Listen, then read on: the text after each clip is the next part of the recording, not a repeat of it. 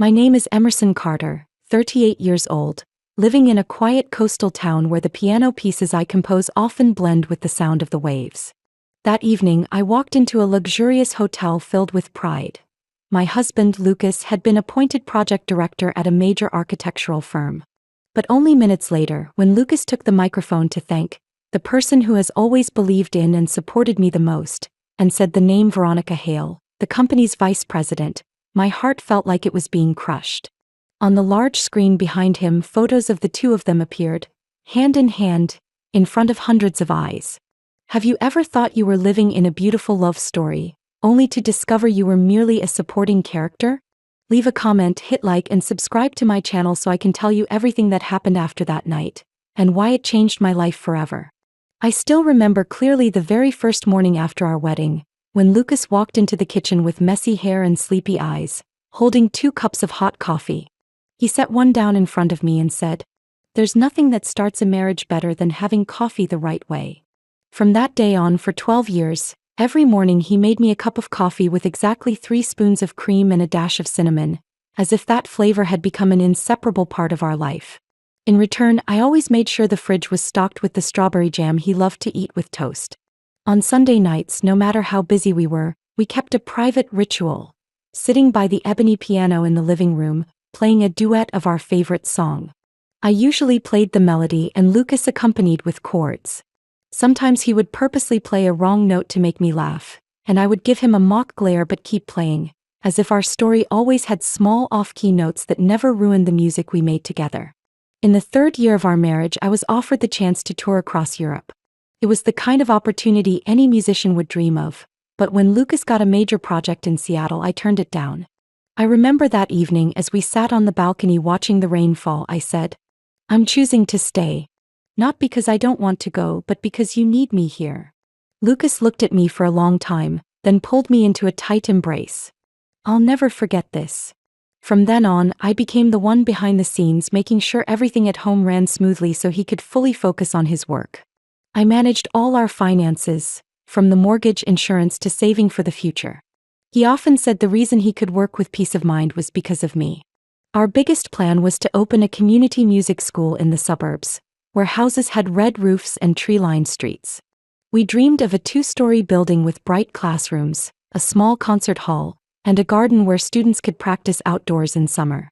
Every time we passed an empty house, Lucas would take my hand and say, "Do you think this place would have enough rooms for a small orchestra?" I would smile, imagining the sound of violins, drums, and laughter echoing down the hallways. In the early years, we didn't have much.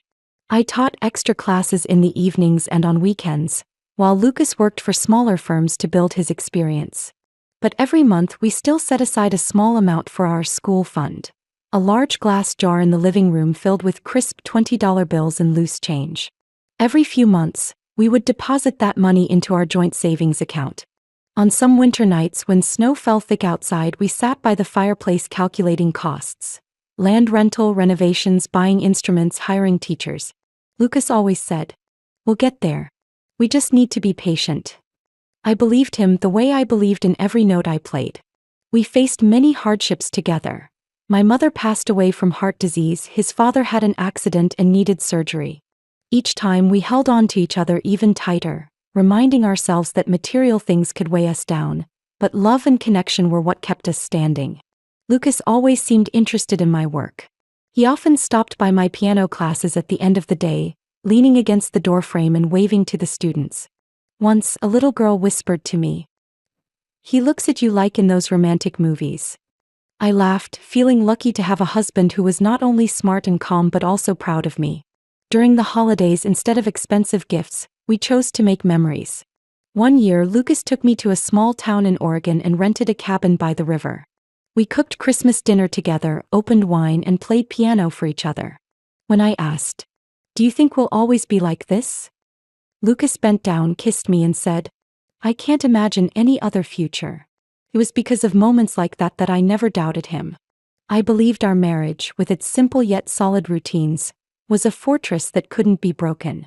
Lucas was my husband, my companion, the person I thought would walk with me until the end of my life. But looking back, I realized something. Even the most familiar piece of music, if you listen closely, can hold notes the player has deliberately hidden. And in the song of our marriage, those hidden notes had started playing long before I noticed. Everything began to change quietly, as if someone had subtly adjusted the rhythm of the piece I'd been playing for 12 years. In the past 6 months, Lucas had been coming home late more often. At first, I thought it was the pressure of his new major projects. But gradually, the reason urgent project with Veronica appeared more and more, becoming almost the default answer whenever I asked. Some nights he came home so late that the meal I prepared had gone cold. I would sit in the kitchen listening to the clock tick, until the door opened and Lucas walked in with a wrinkled shirt and an unfamiliar scent of perfume. I asked softly, "Working with Veronica again?" He took off his coat, smiling lightly as if I'd asked something obvious.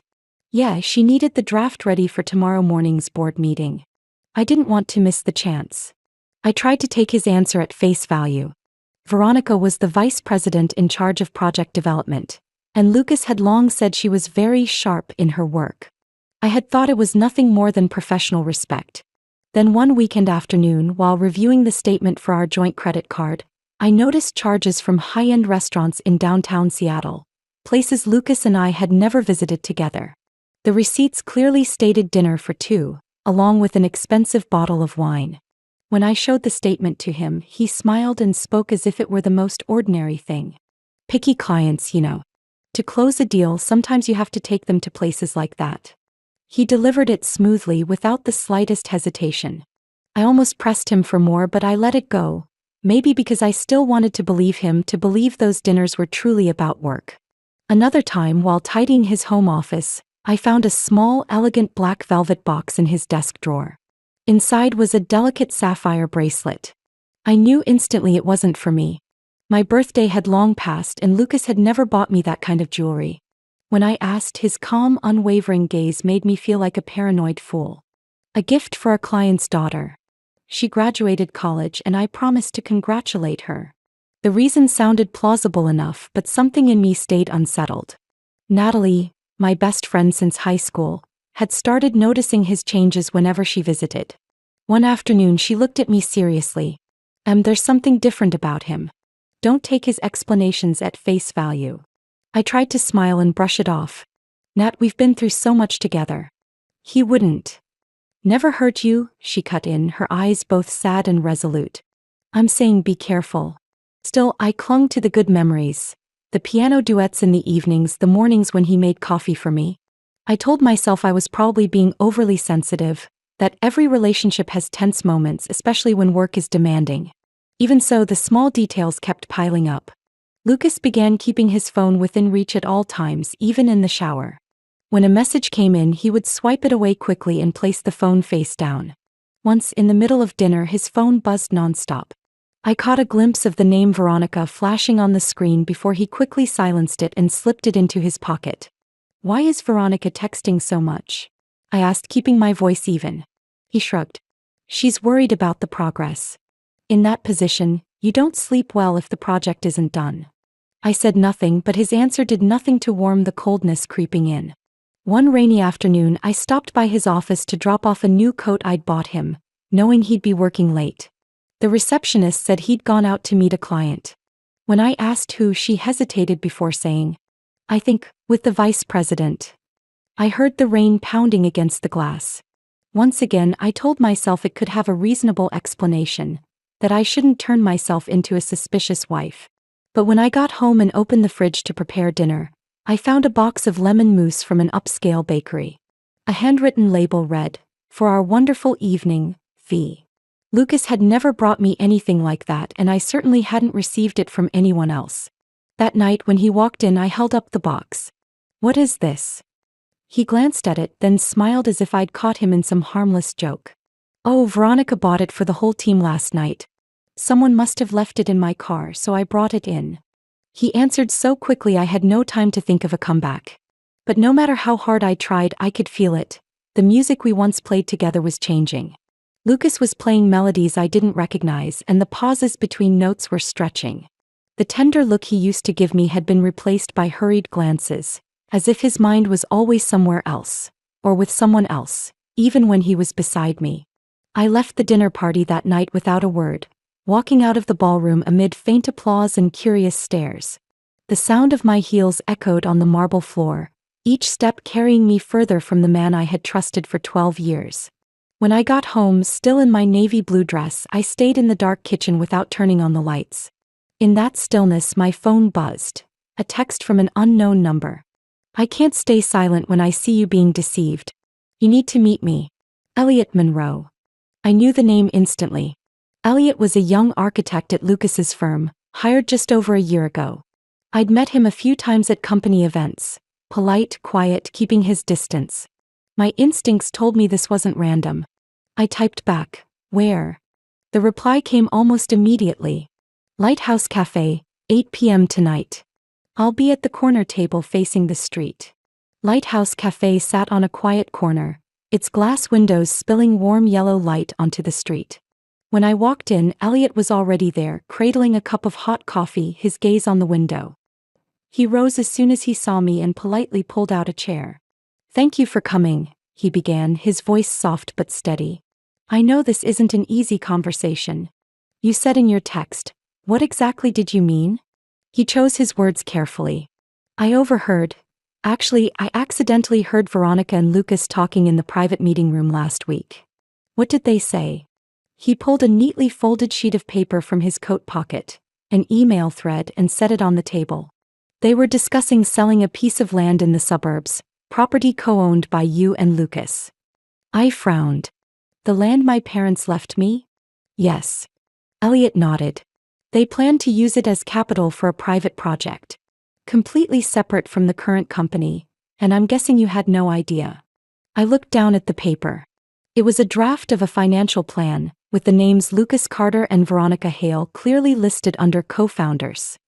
Under secured assets was the chilling line: parcel number 7284, Moonridge Estate, co-owned by L. Carter. Elliot lowered his voice. "I heard Veronica say, Emerson will never know until everything is done." Lucas laughed and replied, "She's busy with her music school, she won't notice." Each word cut deep into the trust I'd been holding on to. "Why are you telling me this?" I asked, my eyes still fixed on the paper. Elliot sighed. "I could get in trouble for revealing this. But I've seen someone close to me lose everything because they trusted the wrong person. I don't want to see that happen again." I met his gaze. "Are you sure there's no mistake?" "Absolutely sure," he said without hesitation. "And this isn't talk. They've already contacted a broker. Someone even came to see the land last week." I gripped the coffee cup, the steam burning my fingers, but it was nothing compared to the burn in my chest. Elliot slid a small black USB drive across the table. "This has a recording of them discussing it. I don't want to keep it. If you're smart, you'll know what to do with it." I closed my hand around it, both as evidence and as a match that could set everything ablaze. "Thank you, Elliot. You've done something most people would turn away from." He gave a slight nod, paid for both our coffees, and before leaving turned back. "Be careful, Emerson. They're not good at making deals." Back home, I sat in my office, the desk lamp casting light over stacks of files and the tiny USB drive. I plugged it into my computer and pressed play. Veronica's voice came first, cool and clear. "If we sell that land, we'll have enough to start without needing a bank loan. I think we should do it quickly before Emerson notices." Then Lucas's voice, painfully familiar, answered. "She won't suspect a thing. I'll say we need to reinvest for the music school project. She'll believe it." I listened to the entire recording. Every word confirmed my suspicions, piecing together the past 6 months. It was no longer speculation. This was the truth, bare and bitter. In that moment, I understood that what I had heard wasn't only a betrayal in love. It was a calculated scheme aimed at the assets and future I had spent my life building. And if I stayed silent, I would lose everything, both my finances and my self-respect. I leaned back in my chair and closed my eyes. The song we once played together was now nothing but harsh, dissonant notes. But I knew I wouldn't let myself be forced to listen until the end. I spent the entire night after meeting Elliot sitting at my computer, opening every bank account and credit card. The numbers on the screen, once familiar, now glared back at me like damning evidence. In the statements, I saw cash withdrawals of several hundred, even several $1,000s scattered across different days. Transfers to unfamiliar accounts not in our budget, and purchases at stores and restaurants I had never been to. There was a payment at a women's boutique in Portland for over $1,200. Another bill from a lakeside resort 3 hours from Seattle. On the exact weekend Lucas said he had an architecture seminar in Spokane. All of it lined up with the times I had noticed him away from home for days. I printed out all the statements, arranged them into separate files, and marked the suspicious transactions in red ink. Looking at them piled on the table, I felt as if I was holding the score of a meticulously staged symphony of betrayal, waiting for the conductor to turn the page. The next morning I called Harper Gray. I had heard her name from a friend of Natalie's, someone who had escaped a deceitful marriage thanks to her. Harper was known not only for her mastery of divorce and financial law, but also for her fierce determination in protecting her clients. Her voice was deep and decisive from the very first sentence. "I hear you need help. Tell me everything from the beginning." I brought the entire stack of statements and Elliot's USB drive to Harper's downtown office. It was on the 15th floor with large glass windows overlooking the busy traffic below. She wore a charcoal gray suit, her short hair neat, her eyes sharp but not without warmth. After I told her everything, Harper turned each page of the documents, occasionally nodding, sometimes pausing longer at the unreasonable expenses I had marked. "You have a good start, Emerson," she said, pushing the stack of papers toward me. "But what you have right now is only documented suspicion. If you want to corner Lucas so he can't deny it, you need solid proof." "What do you mean?" I asked. "Things the court and public opinion can't dispute. Photos, recordings, signed documents, direct transfers tied to Veronica. And not that, we need to prove motive, why he did it and what he planned to use the money for." I sat up straighter, feeling like I was stepping into a battle I had never imagined before. Harper gave a small smile as if sensing my tension. "I'll introduce you to Miles Porter, a private investigator I trust.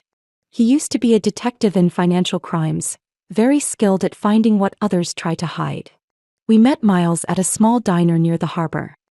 He was in his early 40s, tall, with sun-weathered skin and deep brown eyes that scanned his surroundings out of habit. From the first handshake, I could sense his steadiness, as if nothing escaped his attention.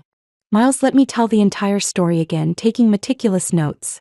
When I handed him the statements and the USB, he set them aside and asked, "Emerson, are you ready to hear the whole truth, even if it's worse than you imagine?" "If I don't know the truth, I'll always be led along." "Good. I'll start by tracking Lucas's financial transactions over the past 90 days. Checking his work schedule against his off-hours activities.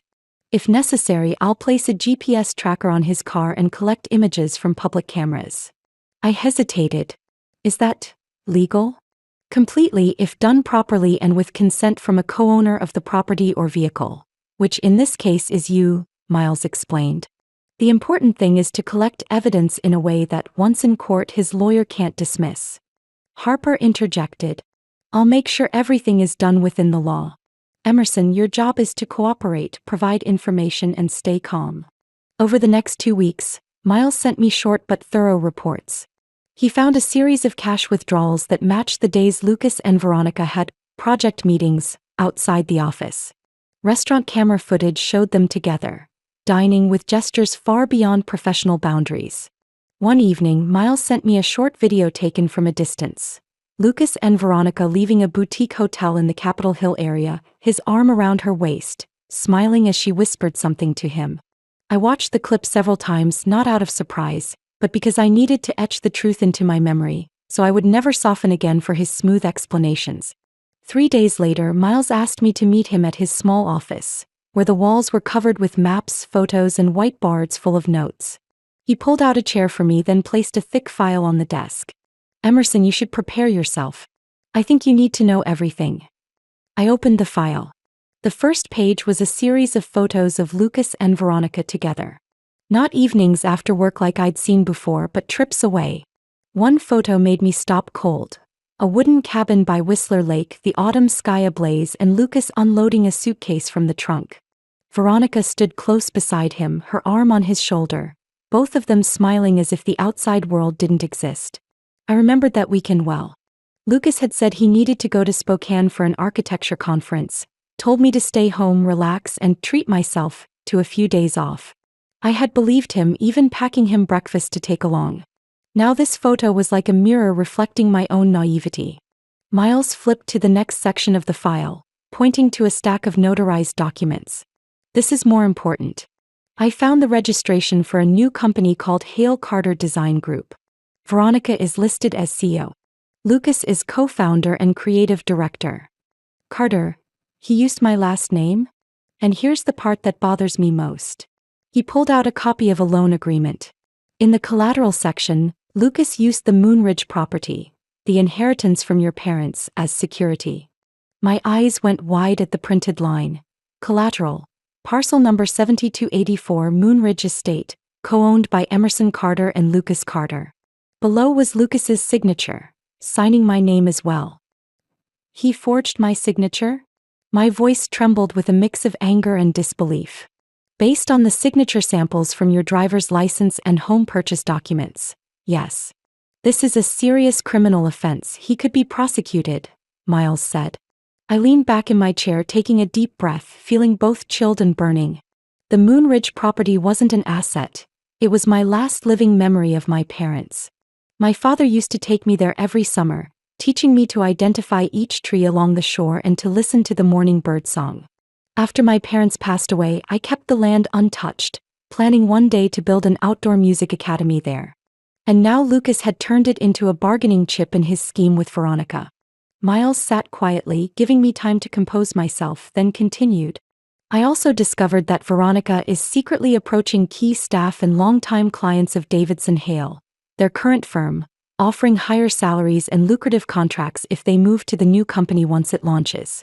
Lucas is acting as the creative bait for the clients. I frowned. So they're not only betraying me, they're sabotaging the very company that pays them? Exactly. And if this comes to light, both will face serious consequences. Losing their jobs, being sued for breach of contract, and potentially being investigated for fraud. Emerson, Miles hesitated. I know this isn't easy, but I advise you to keep all of this to yourself. If Lucas or Veronica finds out you know, they'll try to erase evidence or move assets elsewhere. Don't worry. From now on, every word I say, every move I make will be calculated. Harper came to Miles's office that same afternoon. After scanning through the file, she narrowed her eyes. This is gold for the case. Forgery, using marital assets without consent, colluding to set up a competing company. We're not talking about divorce anymore, Emerson. This is financial fraud, breach of trust, and contract violations. So, what do we do? Harper leaned toward me, her gaze unwavering. We're going to let them feel so secure they think they're untouchable. Then we'll drop all the evidence at the moment it will hurt them most, both legally and publicly. I clenched my hands, feeling for the first time in months that I had control of the story again. Lucas had thought I was the wife who stood quietly behind him, managing the books and smiling at his success. But soon he would learn that I knew how to rewrite music too, and I was about to turn his composition into a requiem. The next morning I woke earlier than usual. The sky outside was still hazy, pale light streaking silver over the sea. I sat at the dining table, opened my laptop, and began a task I had never imagined, protecting my own assets from the man I had shared a bed with. The first step was freezing our joint accounts.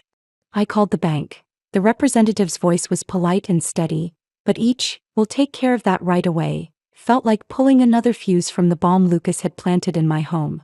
I requested a temporary freeze on online transactions and all linked cards, and set up two-step verification using only my personal information. Next, I contacted the branch manager, someone who had met with both of us many times, to revoke Lucas's authority on the power of attorney for our assets. She seemed slightly surprised but didn't ask questions, only confirmed, "If that's your wish, Emerson, we'll proceed immediately. From now on, any transaction involving this asset will require your signature and presence." I thanked her, hung up, and felt a strange emptiness. Not from loss, but from realizing how long I had handed over control to someone who never deserved it. Harper called at noon. "I want you to start collecting everything. Contracts, invoices, emails, any messages between you and Lucas or between him and Veronica that you can access. Recordings too if you have any." I gave a faint smile. "I already have a few things." He tends to leave his phone on the kitchen counter when he showers. That afternoon, I dug through Lucas's old tablet, the one he'd forgotten about after buying a new iPad. I wasn't someone who snooped without reason, but at this point, every piece of data could be an important puzzle piece. In his inbox, I found a few emails from Veronica, the tone far more intimate than necessary between colleagues. One had the subject line, "Last night's draft," and attached was a photo of Lucas at his desk, holding a glass of wine. On the table was not only a set of design plans, but also a dinner for two. I transferred every email to an external hard drive, labeling the time and subject carefully. Then I opened the recording app on my phone and replayed the clips I had captured when Lucas accidentally left his phone on speaker. Once I'd heard him tell Veronica, "Don't worry, Emerson will sign. She trusts me completely." At the time I thought I had misheard. Now that sentence was undeniable proof of his arrogant confidence. That evening Harper and I met at her office. On the table we spread out every photo, email, statement, recording, and the paperwork for the new company. Harper pushed her glasses up the bridge of her nose and looked at me. "Emerson, this is a complete case file. If we filed it right now we could win big. But I want to wait." "Wait for what?" I asked. "For the moment when they feel most secure. When both Lucas and Veronica believe no one can touch them. Hitting them then will make them lose everything in a single day." Harper was right. This wasn't about divorce. This was a fight that needed an outcome so decisive they couldn't recover with either reputation or money. In the days that followed, I lived two parallel lives. In front of Lucas, I was still the composed wife, asking about his work, making dinner, letting him believe I suspected nothing. But the moment he left the house, I became the evidence gatherer, calling Miles for updates, sending Harper new documents, checking every new transaction.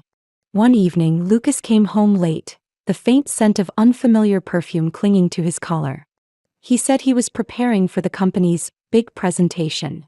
I smiled, poured him a glass of red wine, and made small talk. In my mind, the plan was already taking shape. That very presentation would be the stage for their downfall. I knew I was no longer the woman who believed every word her husband said. I was rewriting my story, and this time, every word would be mine to choose. 2 weeks later, I stepped into the grand hall. The warm gold light spilling over every vaulted ceiling, the soft clink of crystal glasses mingling with polite laughter. It was all like a glittering tableau built to glorify Lucas and his sustainable future project. But for me, this wasn't the launch of a new company. This was the stage where their true faces would be exposed. I wore a navy satin dress that caught the light with every movement. Each step through the crowd was steady, but underneath was a current ready to break. Lucas stood at the podium, his voice low and confident. "We believe Davidson Hale will redefine the way the world views sustainable architecture." Veronica sat in the front row, her golden hair in soft waves, her smile radiant as if the event belonged to her alone. The VIP guests nodded, a few glancing my way as they noticed me standing in the corner. When Lucas proudly spoke about long-term vision, the back doors opened. 2 process servers in plain suits walked straight to the podium, their strides deliberate. The click of their shoes on marble echoed through the hall, now silent. The taller one spoke evenly. "Lucas Carter?" "Veronica Hale." Lucas hesitated, then gave a polite smile. "Yes. You've been served. Civil summons for financial fraud, breach of business contract, and misuse of marital assets." The microphone carried his words across the hall. Veronica's face drained of color, and Lucas tried to stay composed, but his hand clenched the papers so tightly the veins stood out. I stepped from the rows of chairs toward the stage, the sound of my heels matching the rapid clicks of camera shutters. When I stopped a few steps away, I looked him straight in the eye. "This is for the land my parents left me, and for the 12 years I gave up my career for you to destroy." The hall was so quiet I could hear the sharp intakes of breath. Some guests whispered while news cameras turned toward me. I didn't need to shout. Every word carried enough weight to press down on the room like a heavy fog. Lucas looked toward the crowd as if searching for a way out, but the faces of former colleagues and clients were cold. One former board member smirked. "I told you not to touch marital property." Veronica bowed her head, lips trembling, still trying to keep her composure. From the back of the hall, Harper gave me a small nod. She didn't need to speak. I knew we had struck at exactly the right time. The complete file, photos, and financial evidence had already been sent to both the court and the press. A reporter stepped forward. "Mr. Carter, do you have any comment on using your wife's inherited property as collateral for a loan without her consent?" Lucas had no words. In that instant, I saw him for who he truly was. Not the man who once promised to protect me, but someone willing to sacrifice anyone to get what he wanted. I stepped back, letting the silence stretch. The whole hall hung in that suspended moment, and I knew Lucas and Veronica's image would never be whole again. On the morning of the True Note Academy opening in the prep room, I faced the mirror, adjusting the cream silk scarf at my neck. In the reflection, I saw a woman who no longer trembled at the past. Every corner of the room carried sound. The piano being tuned, the laughter of the first students, the light breeze through the tall windows. Harper arrived early, carrying a bouquet of white lilies. She set them on the table and smiled. "You look ready." I replied calmly, ready for a real beginning. Miles was there too, leaning against the doorway, eyes glinting with humor. "You know, there's local press here today. They want to write about the woman who turned a fall into a new song." I smiled faintly. Let them hear the story through the music. Outside, the seats were full. Local families, donors, and a few old friends who had known me before any of this happened. I even recognized a few faces from Lucas's former board, sitting in the back, silent but curious. When the ceremony began, I stepped onto the small stage. No grand microphone or LED screen, just a piano in the center, warm light spilling over the keys. I set my hands on them, letting the opening notes fill the room. A piece I had written in the days when I thought I had lost everything. Midway through, I paused and looked at the audience. True Note is not a music school. It's a place where I believe everyone has the right to live true to their own melody, even if it's been interrupted or distorted. A round of applause filled the room. I saw Harper give a subtle nod and Miles let out a soft whistle. After the ceremony, groups of students were led into their new classrooms. The walls were painted in warm tones, bookshelves lined with textbooks and photos of legendary musicians. In the corner, an old violin, my parents' gift, was displayed in a glass case with a small plaque, "For honest beginnings." While I was speaking with a parent, an older man approached. He had once been on Lucas's board of directors. He spoke slowly. "I thought you'd disappear after that collapse. Today I see I was wrong. Sometimes loss is the only way to reclaim something more important, yourself." That afternoon, after the guests had gone, I stayed alone in the music room. The late-day sunlight streamed through the window, spilling over the black and white keys. I sat down and played the same melody from that morning, but this time without the weight. Outside, life went on. The media was still reporting on the state licensing board's investigation into Veronica, and Lucas was fighting for permission to practice in another state. But within these walls, I had something they could never buy: unconditional peace. Miles poked his head through the door. "Celebrating tonight?" "To celebrate what we've kept, and the notes not yet written." He laughed. "That's the Emerson I know, the one who always knows how to end a chapter with an open chord." The sea breeze slipped through the large hall windows, carrying the gentle scent of salt and the distant sound of waves. I sat at the grand piano, my hands resting lightly on the cool keys. Afternoon light poured through the glass, coating everyone in warm gold. Harbor Dawn began with low notes, like the deep breath of early morning, then unfolded into brighter, stronger sounds. I had written it in my hardest days, when I thought I'd never find a peaceful harbor of my own. Today I played it not only for myself but for everyone who had walked through darkness to find light. As the melody carried me further, I glanced toward the front row. Natalie sat there, her blonde hair neatly tied back, her blue eyes shining with unspoken pride. Harper sat with her arms crossed, head tilted, lips curved in the smile of someone who knew exactly how hard I had fought to get here. Beside them, Miles nodded to the beat, tapping his knee, his polished brown shoes catching the light. Then, among the familiar faces, I saw someone else. Graham Ellis. Toward the back of the hall, he lingered with his hands in his pockets, tall, lean, and steady. The same warm gaze, the way he looked as though he was truly listening, not to the music but to the story in each note. My heart skipped a beat. We had met during late evenings at the small cafe down the street, when he was still in town finishing an unfinished novel. Unplanned conversations, Sometimes a few words about books or the ocean breeze had been enough to make me feel seen. He left before I had finished my plans with Lucas, and I hadn't expected to see him again. My fingers glided over the keys, bringing the piece to its climax. Chords crashed like waves against rock, then softened unexpectedly, opening into an ending as light as morning mist. In the silence before the applause, I looked up. Graham was still there, a small smile on his lips. No urging, no demands, simply present. After the performance ended, I waited backstage, accepting hugs, congratulations, and fragrant bouquets. Natalie handed me a cup of hot tea, speaking softly. I've heard you play this since the first draft. But today, it's different. It feels like you've truly dropped anchor. I let out a soft laugh. Maybe. Or at least, I'm not afraid of the ocean anymore. Harper stepped in, wrapping her arms around both of us. Enough with the metaphors, come on. Someone's waiting. Before I could ask who, Harper tilted her head toward the end of the hallway. Graham was leaning casually against the wall, hands still in his pockets as if he could stand there all day. I walked toward him, step by steady step, without rushing. Long time no see. I heard about the academy, and about today's performance, he said, his eyes never leaving mine.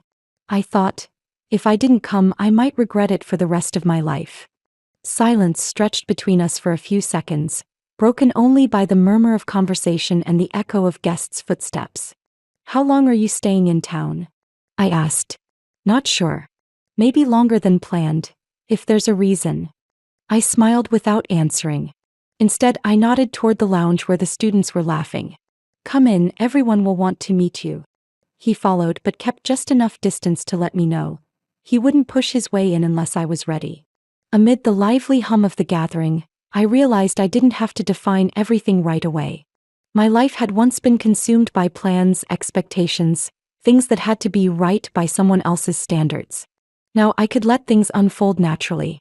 Graham stood in the corner talking with Harper about books he loved. Natalie was showing a new student how to place her fingers on the piano keys. Miles was chatting with a few parents about the academy's schedule. And I, for the first time, felt I was in the right place at the right time. I knew there would be new music, new faces, and maybe even new feelings ahead. But today this was enough. Life sometimes takes us through turbulent turns, only to lead us one day to a peaceful shore reached by our own hands. For me, Harbor Dawn was more than a piece of music. It was a reminder that after every loss, we can still find truth and new connections. And what about you? Have you ever had to step out of a painful old chapter to begin a new one? Would you choose to close it in silence or with a melody of your own? If this story touched a corner of your memory or thoughts, share your feelings in the comments. And don't forget to follow the channel to hear more stories, journeys of love, family, and renewal that I believe will speak to your heart.